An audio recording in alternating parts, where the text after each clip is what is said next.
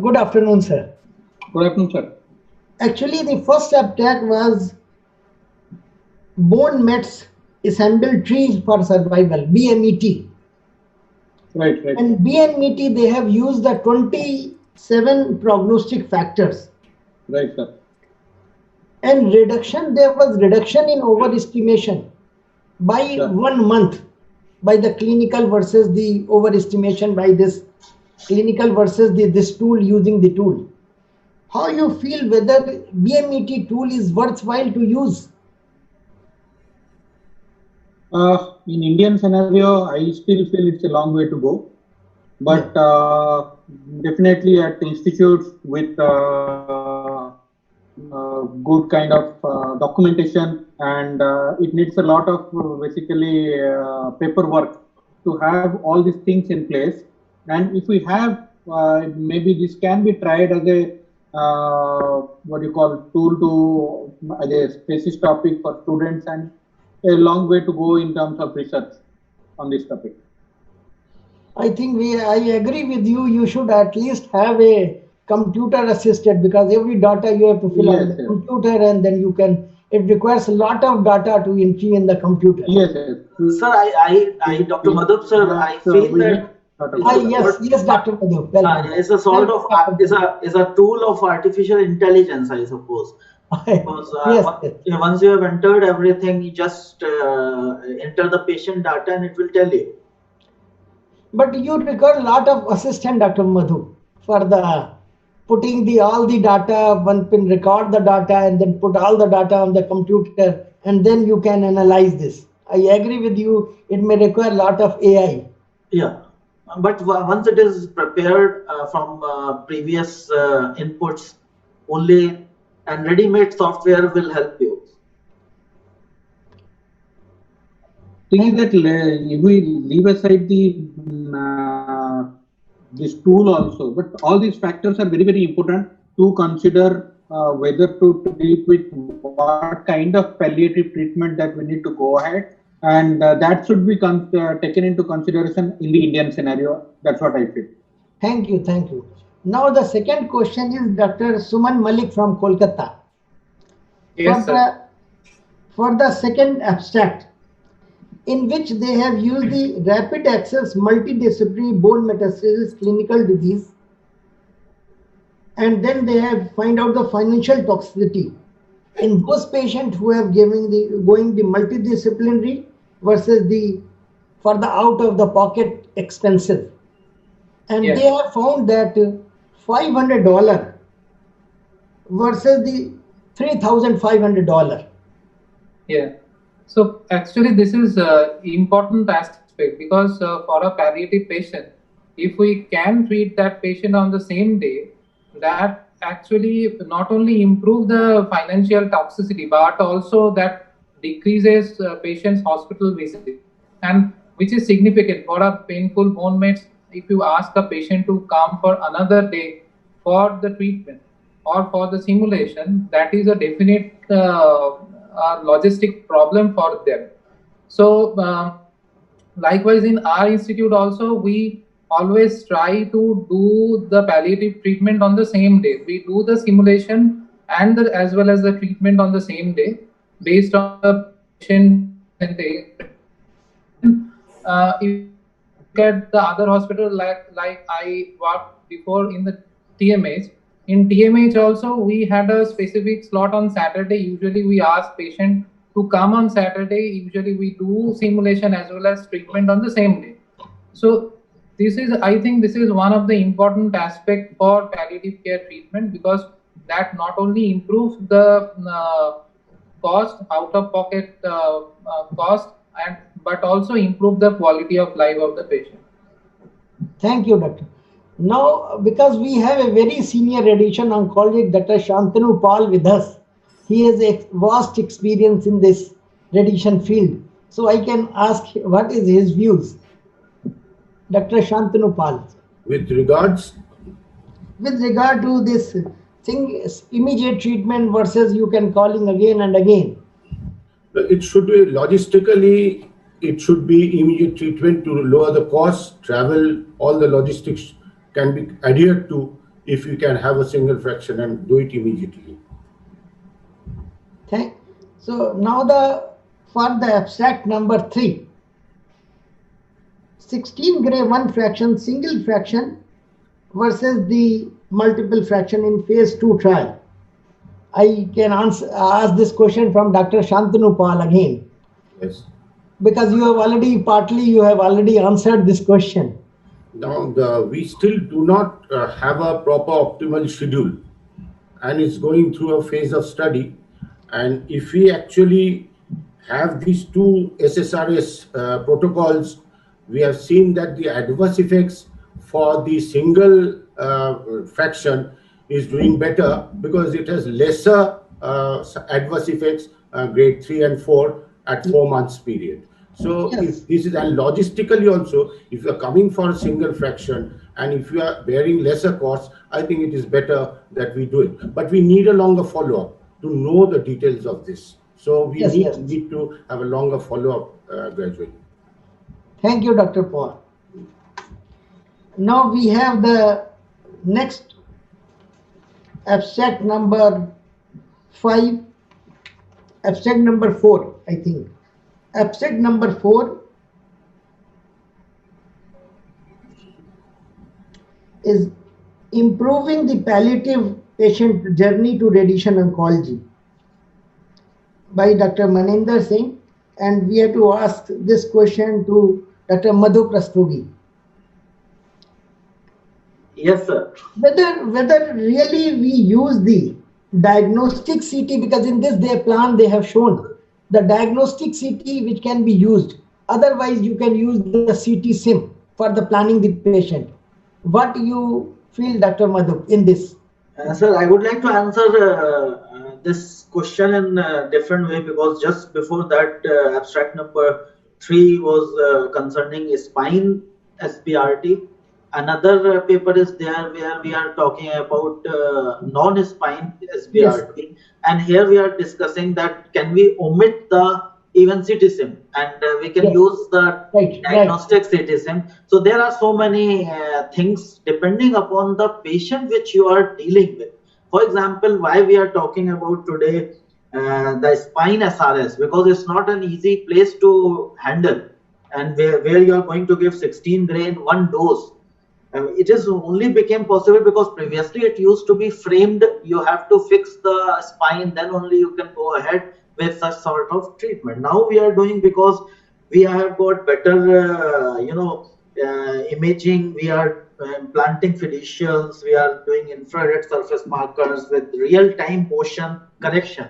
Then only we are able to deliver such big doses. So here I would like to point out that what type of patient and what type of treatment you are planning. Suppose if a patient is in oncological emergency and you have to deliver a radiation in immediate basis, there I think we can use the CT diagnostic CT, but it should be in your department and it should be connected by packs which you can import from that radiology department to your TPS, and then you can correct that all backlog and you can make the curved body posture rather than a straight couch correction. And then you can deliver. No doubt about it that it is going to help the patient in our scenario. That much I have to offer. But if you are planning a very high end of radiation with a single fraction of SBRT or SRS, you cannot depend on these type of imaging.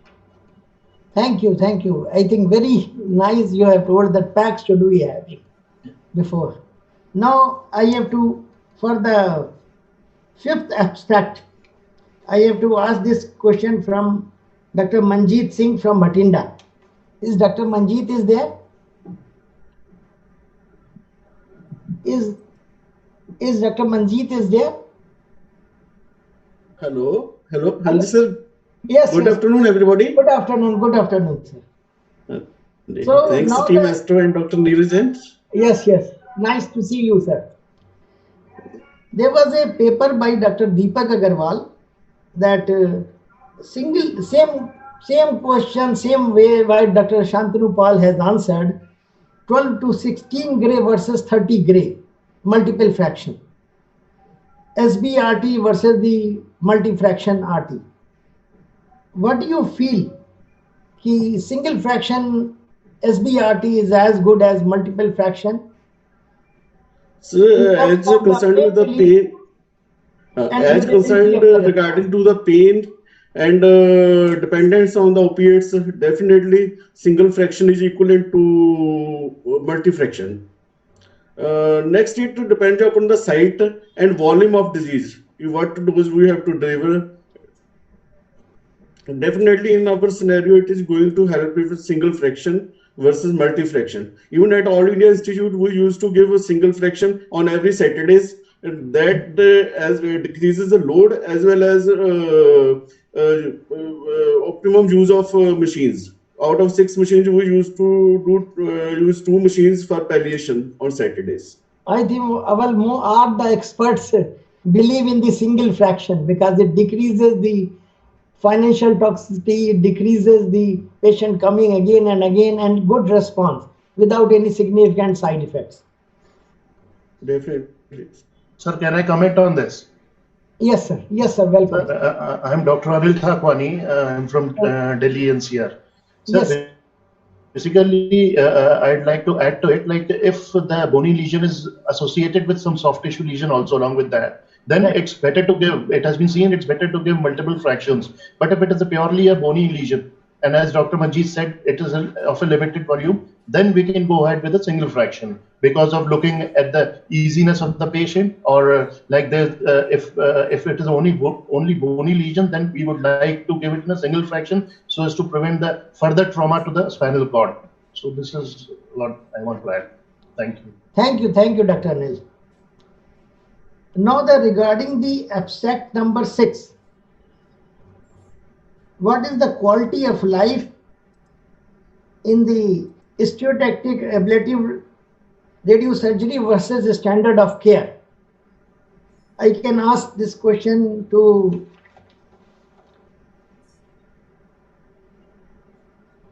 Dr. Suman Das again. Is Dr. Suman Das is there?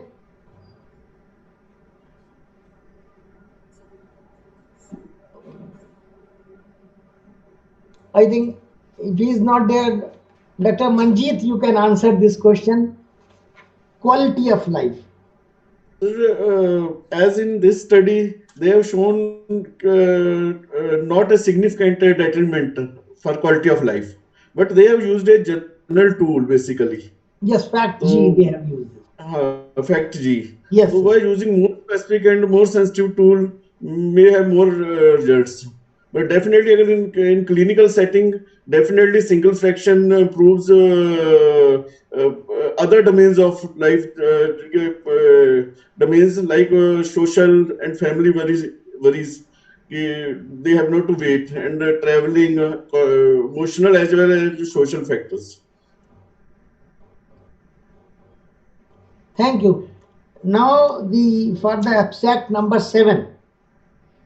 That is the pre and post treatment SUV value of the actually PET metabolic matrix, which is the SUV value of that. So for that, we can ask Dr. Madhup. Dr. Madhup, having PETs in their hospital as well as good linear accelerators, many linear accelerators for this therapy. Now, Dr. Madhup, please. Sir, as far as the study is concerned, it seems to be good where we can have a prediction by just doing PET scan, and we have to see the decline of SUV pre-treatment 3 months and 6 months, and basically what I could understand that we can predict the local relapse of by decline. If decline is less, we can plan more actions, because we anticipate that patient might be relapsing, and we can plan more action, more supportive treatment, so that that relapse can be delayed. But as a practical purposes, I do have PET scan, but utilizing PET scan for an Indian scenario, especially in government situation, where dates are very, waiting list is huge. It will be difficult for us. So as far as in studies and clinical trial, it is good. But using it in practical purposes for all patients, I think it will be difficult. I think repeatedly PET cost a lot because you are doing the pre-treatment and post-treatment again 3 months. It costs a lot, so it may not be feasible in most of the Indian setting. But in future, I think it might help. Yeah. Yes, that's. Can I chip in? Yes. Can I chip in? Yeah. Yes. Welcome, sir. First of all, we logistically we don't have everything under one roof. In fact, all our cancer centers do not have this PET scan within our premises. So we have to send the patient out. Logistically, this is very tough. But if we can overcome that, and if we do have it in the Apex Center, suppose, then we can build a nomogram from which we can later on use this as a method of clinical decision making. If we can build up a nomogram with these PET scores. Yes, because they have in this paper, they have very well shown that if more than 75% decrease in the SUV value, definitely they are the better responders, better survival in these patients. Now for the abstract number 8 to Dr. Suman Malik, please.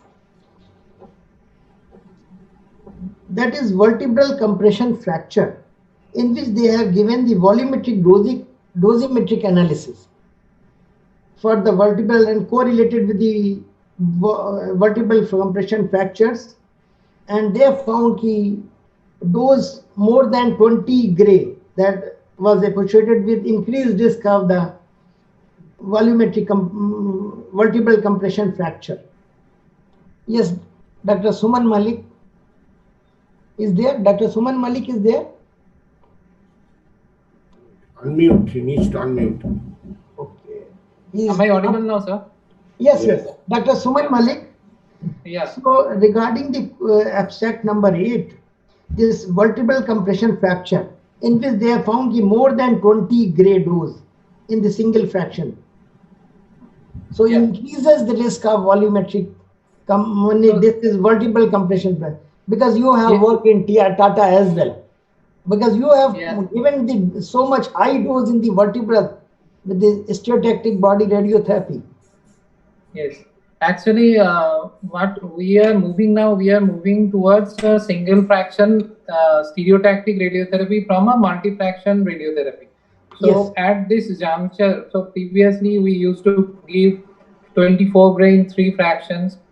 Then we moved to 24 gray in 2 fractions. Now actually, people are moving towards 16 to 18 gray in single fraction. Yes, 16. So at this juncture, this data is important because how much dose we should restrict our vertebral body to receive, because they have clearly shown if it is more than 20 gray in a single fraction, there is higher chance of vertebral fracture. So this is an useful information for our next step actually. If we are moving towards a single fraction SRS for vertebral body metastasis. So we used to give not more than 16 gray in 1 fraction for vertebral metastasis. We never gone beyond that. Thank you for all the experts for their very useful views.